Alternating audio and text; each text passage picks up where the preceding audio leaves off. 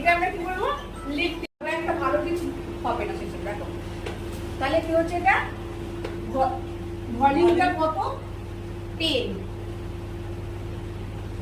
10 20, ঠিক আছে, 30 আর 40, এগুলো কিন্তু সবই কিন্তু 100 এর মধ্যে হচ্ছে, 100% এর মধ্যে, ঠিক আছে। এবার 30 ভলিউমে এটা হচ্ছে 9%, তার মানে এটা বেড়ে চলে গেল, দেখো বেড়ে গেল তো। এবার 40 ভলিউমে এটা আমার থাকছে 12%, মানে এটা বিশাল পড়া। যত অক্সিজেনের মাত্রা বেড়েছে, মানে বুঝতে পারছো পুরো হেয়ারটাকে আমার ব্লন্ড করতে সাহায্য করে 40%, ঠিক আছে।